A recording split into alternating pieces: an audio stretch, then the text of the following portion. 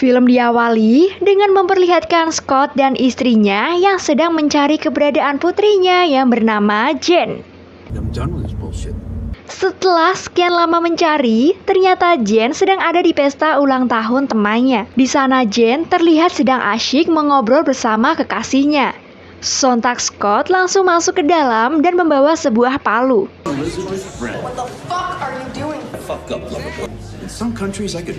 Di sana Jen terlihat kesal karena dirinya sedang asyik pacaran, tetapi malah diganggu oleh ayahnya. Awalnya, Jen tidak mau pulang bersama ayahnya karena Jen merasa bahwa dirinya sudah cukup dewasa di umurnya yang baru 16 tahun. Tetapi Scott membawa paksa Jen dan langsung membawanya masuk ke dalam mobil.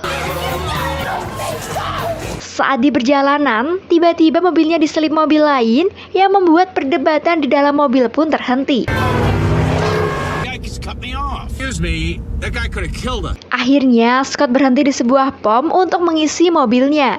Dan ternyata orang yang tadi mendahulinya kini sudah ada di depannya sedang mengisi bensin. Akhirnya, Scott keluar dan mencoba memulai percakapan dengan orang asing ini. Scott mengatakan bahwa dirinya kesal karena orang ini sudah menyalip dirinya, padahal Scott sedang membawa keluarganya.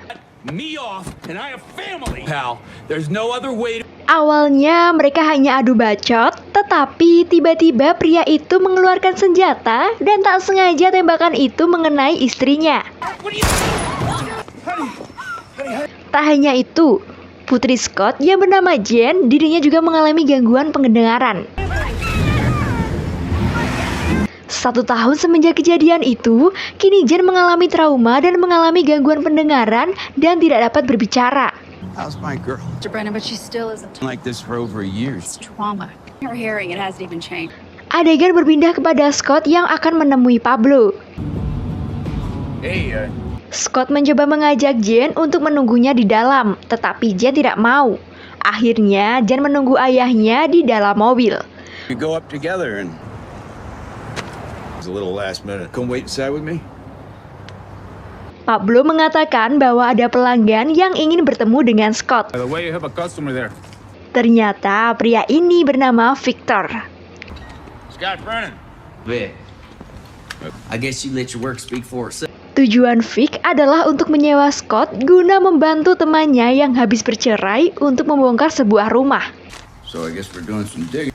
His plan is to have a crew. Think about it. You say this is a All I know is it is some sort of Dan Vic memberikan peringatan untuk tidak melakukan perbaikan pada daerah dinding. Don't touch the walls. Just Mendengar penjelasan dari Vic, spontan Scott menolaknya karena dia memiliki rencana lain dengan anaknya.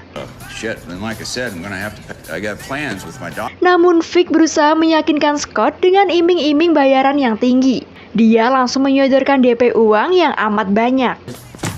another 10. A lot of money. Dan pada akhirnya Scott menyetujuinya. We got a deal. Scene berganti. Terlihat Scott berbicara dengan Jen. Ia menjelaskan tentang apa yang akan dirinya dan Pablo kerjakan, dan Scott ingin mengajak Jen agar Jen bisa melepaskan beban pikirannya. You're coming with it. Take your mind off things, right? Yeah? Dan mereka pun pergi bersama ke tempat tujuan. Di sisi lain, Vic yang sedang menerima telepon dari seorang pria. Ia mengabarkan bahwa tempat yang ingin diurus oleh Scott mengalami sedikit masalah. Yeah, we got a little problem out here at the desk. Tell me it ain't that cock. Someone's moving in. Singkatnya, mereka bertiga sampai di tempat dan langsung menuju ke suatu rumah. Saat melihat keadaan rumah, mereka merasa sedikit aneh. Weird. We need a nice patio for such. Dan akhirnya mereka masuk ke dalam rumah. Mereka menemukan beberapa kerusakan. Namun tiba-tiba ada seorang pria masuk. Pria ini sedang mencari tempat untuk tidur. Just looking for somewhere to sleep. Pria ini bernama Tommy. Saat mau dilaporkan polisi oleh Scott, Jen mencegahnya beralasan karena dia hanyalah anak-anak biasa. My name is Tommy. Setelahnya, Jen dan Tommy mengobrol. Diketahui, Tommy sedang lari dari polisi karena ia habis mencuri sebuah mobil. Just stole a car. Don't ask it for me, so I got on a bus in that. Dan tragisnya lagi, Tommy adalah seorang anak yang hidupnya tanpa kasih sayang seorang ayah. Is that your dad there? Never knew mine. Today I wonder who the man was. Sebelum pergi, Tommy memberikan kalung untuk Jen. Can't accept that. Your hospitality is... Alright, perfect. Singkatnya, mereka bertiga memperbaiki kerusakan rumah. Dan tak sengaja, Jen merusak sebuah dinding yang awal tadi sudah diperingatkan oleh Victor bahwa mereka tak boleh sepeser pun menyentuh dindingnya. Go ahead. Namun, saat Pablo mengecek, ia menemukan sebuah bingkisan. Ternyata, yang ditemukan Pablo adalah barang haram. Diketahui rumah ini adalah sebuah rumah persembunyian. Saat Pablo menyarankan untuk menelpon polisi, Scott menolak dan ia menyarankan untuk menyembunyikan barang itu kembali. Setelahnya, mulai menambah lubang lalu mengecat tembok. Scott juga berkata ia akan menelpon polisi kalau dirinya sudah keluar dari kota ini. Setelahnya, Scott pergi untuk membeli perlengkapan. Saat di dalam mobil, Scott ingin menelpon polisi, namun dirinya ragu dan memutuskan kembali. Namun, di dalam rumah terlihat Jen yang sedang dibekap. Dan tak lama, Vic dan pacarnya menyodorkan pistol dan meminta barang-barang berharga. Alright, on your knees. Dan mereka bertiga diinterogasi. Tujuan Vic melakukan ini karena kesal dengan Scott yang menyentuh dindingnya. Chase you. We asked the questions. It's just to rob you off. He shouldn't have touched the wall. We could have kept it. Di sisi lain, Pablo sedang berusaha melepaskan ikatan di tangannya. Now the neighbor. Pacar Vic yang bernama Lola menyarankan untuk membunuh mereka tanpa mengulur waktu dan mengakibatkan mereka berdua malah cekcok. Why are you talking? Why are you stalking? Execution while I'm Tiba-tiba Pablo berhasil lepas dan lari. Baru beberapa langkah, ia sudah ditembak mati. Di saat mau dihabisi, Scott memberikan tawaran untuk membantu Vic dengan segala kemampuannya. But I can get you to. Did you dig that hole? Holes? I mean, what happens when? What about brick ties, huh? Setelahnya, Vic dan Lola berdiskusi. I think the man made a pretty. Lola yang kekeh dengan rencana awalnya, dan Vic yang gak mau ribet, memilih membutuhkan bantuan Scott. It's just gonna be so fucking. Yeah, I say a lot. Ia berusaha menjelaskan pada pacarnya, dan pada akhirnya Lola mau mengikuti rencananya. Shit, listen. Click. If you don't recall, it electric motherfucker. Do you want to risk going it? Let's just put it. He's a fuck you. Lalu Scott dan Jen menjalankan tugasnya dengan pengawasan Vic. Scrub him, Brandon. Okay, let's try this again. Di luar ruangan, Scott dan Vic sedang membicarakan suatu hal tentang apa yang ada di dalam rumah itu. What do you got under there? Care about what's under that pad? None of your beeswax. Di sini, Vic mengajak Scott untuk makan bersama berkonsep kekeluargaan. Lalu mereka duduk bersama di depan api unggun. That daughter of yours, and we'll all just camp out. Sambil mereka berbicara tentang ketertarikannya kepada anak Scott, entah apa yang dipikirkan Vic karena ia telah menyadari bahwa dirinya sudah ketahuan dari awal oleh Scott dan anaknya. And be tender with the No thanks, Vic. shit. Fucking no. Saat Jen datang, ia dengan sengaja melemparkan kopi panas kepada mereka.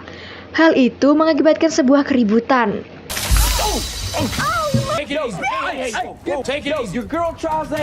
Di pagi harinya, Scott dan Jen terlihat sedikit cekcok dan mengakibatkan Jen berlari kabur.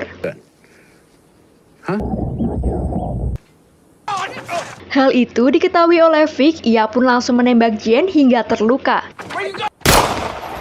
Vic mendekati Jen lalu memberinya peringatan dan menyuruh Jen untuk kembali kepada ayahnya. Yes. You're a little hole in your knob. Go inside. Setelahnya, mereka berdua langsung ditugaskan untuk menggali. Scott terlihat sedang menyiapkan peralatannya. Tapi, nampaknya Vic yang selalu memprovokasi Scott dengan senam lidahnya. Hal ini membuat Scott sedikit jengkel dan kesal. Or about what happened back there with... Di sisi lain, terlihat Jen dan Lola sedang mengobrol menyinggung kepribadian Vic. Just scared you, huh? Before I came around, he was Kemudian, Lola mengajak Jen untuk bermake up. Tapi saat membuka sebuah bedak muka, ada bubuk haram yang tertinggal. You want some? Yours. Di sini, Lola memaksa Jen untuk mau ia dandani agar mirip cabe-cabean. Stop! I'm working. Learn your lesson. Lola sedikit curhat tentang masa lalunya yang suram tanpa sebuah kasih sayang dari kedua orang tuanya. Twice in my life. Come to try me out. You used to be hardened and I used to sad broken bitch. Tak lama berselang, Scott datang menghampiri Jen. Crap off of her. Tom, let's go. Pada akhirnya, mereka pun kembali bekerja. Tak lama berselang, ada sebuah mobil datang, dan itu dari sebuah layanan lokasi utilitas yang bertugas untuk memberikan garis bangunan sebelum kru penggalian datang. Be the utility location service or before the excavation. Sebelum Scott pergi, Vic memberikan earphone kepadanya agar Vic tahu apa saja yang dibicarakan Scott dengan petugas utilitas. Here we go. Signal for help. Selanjutnya, Scott menemui petugas itu. Can I help you? It's Alliance? Yeah. Di dalam boot van, Vic mengabari bahwa mereka tak punya banyak waktu. Perbincangan yang panjang membuat Vic semakin kesal. Dia ingin petugas ini segera pergi. I almost want to fucking kill. I could never. I ain't got no fucking day, Brandon. Setelahnya, petugas ini malah masuk ke dalam rumah. You don't need to go inside. We're not really working in. Namun, beruntungnya ada error di alatnya dan ia pun keluar dari rumah itu. Mistake. All done here. Tetapi di luar, Scott malah disarankan untuk menghubungi polisi jika ia mendapatkan sebuah masalah. Call the cops right away. Police. Yep, that's Namun, hal itu membuat Vic salah paham dan langsung marah terhadap Scott. Fucking police, huh? 911 saw Brandon. Get bullshit me. I told you. Setelah ketegangan itu, mereka bergegas melakukan pekerjaannya. We're on a tight schedule. Get back to.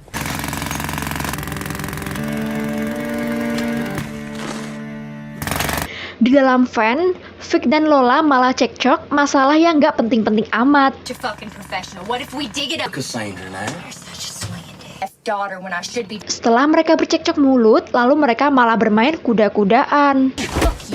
I'm sorry. You like that, baby? Jen yang mengetahui mereka sedang bermain-main, menyarankan ayahnya untuk kabur dari sini. Di sini Scott sempat menolak. Namun, Jen yang kabur duluan membuat Scott mengikutinya dan mereka kabur bersama. Vic dan Lola langsung menyadari hal itu dan langsung mencari mereka. Scott dan Jen berusaha mencari bantuan, namun alhasil mereka tak menemukan apa-apa. Di jalan, Scott melihat sebuah mobil dan ia berteriak minta tolong. Dan tanpa mereka sadari, ternyata di dalam mobil itu adalah Vic dan Lola. Hey, you need a ride? Scott meminta Vic agar melepaskan mereka saja. Just let us go. Namun, Vic menolak karena pekerjaan mereka belum selesai. You still need your particular soap. Yeah, come on, Brennan. Vic might be a lot of. Akhirnya, mereka menaiki mobil Vic untuk kembali ke tempat kerjanya. Setelah sampai, mereka mendapatkan hukuman dari Vic dan Lola.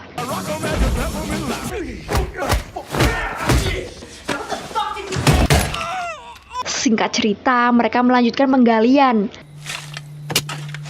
Namun, di dalam rumah, tiba-tiba Tommy datang dan mencari mereka. Scott menjelaskan kepada Vic bahwa ia hanyalah penghuni liar agar Vic melepaskan dia saja. Kid, he was squashed. Just let the kid go. Tetapi, Tommy malah masuk ke ruang kerja dan langsung ditodong oleh pistol. Wow, you look like a little smack. Dan di sini menjadi perjalanan Tommy yang terakhir. Go.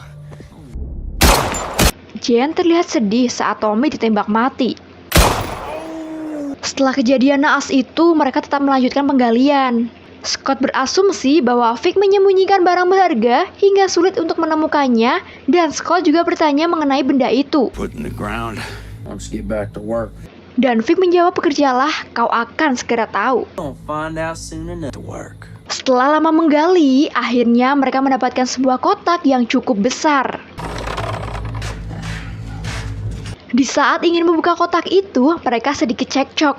Dan ternyata saat dibuka, kotak itu berisikan mayat saudara Vic yang bernama Billy. Looks small. Fuck, Billy smells like Mereka lalu berencana membuang mayat Billy sebelum kru penggalian datang, agar kejahatan Vic tidak diketahui pihak polisi. Not them right now, cause it's a lot of fucking Di luar ruangan, Lola ingin mengeksekusi Scott dan Jen. Get down. You out of your pathetic misery. Shut the fuck up! Lantas, hal itu belum terlaksana karena Vic memanggilnya lalu berbicara padanya. Sweetheart, Billy wasn't trying to. Diketahui, di sini ternyata Lola pacar Vic suka berkuda-kudaan dengan saudaranya, bahkan ayahnya Vic. Did you fuck my brother? Hell, I fucked your daddy too. Di sisi lain, Jen mengakui semua penyesalannya. Saat dimana ia pergi menyelinap yang menjadi pemicu dari segala hal permasalahannya yang terjadi saat ini. To forgive. Kembali kepada Vic dan Lola. Vic yang mengetahui Lola Sasimo, anehnya malah tidak marah dan mereka pun malah bersilaturahmi bibir. Just say it like it is. Get me to kill him, you fucking. That's why I fucking love. Oh, marry me. Yeah, I'll marry you. Hal itu dimanfaatkan Scott dan Jen untuk kabur. Let's get the hell out. Vic yang menyadari itu langsung menembak Scott dan membuat Scott terluka. Tak hanya itu, Lola membekap Jen dan lalu memukulinya. Namun, di sini Jen melakukan perlawanan berbekal kalung peninggalan Tommy dan berhasil membuat Lola modar.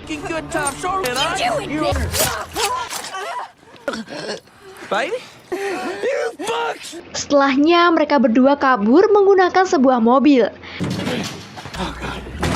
Tetapi, sebelum tancap gas, Scott ditarik keluar oleh Vic yang langsung menghajarnya. Scott tak mau tinggal diam dan mencoba melawan balik. Dengan cerdiknya, Jen menghabisi Vic dengan menabraknya. Setelah sekian lama, Jen tak berbicara, ia pun mengatakan sebuah kata untuk ayahnya. Dan mereka berdua pun bergegas pergi dibarengi dengan perjalanan itu, film pun tamat.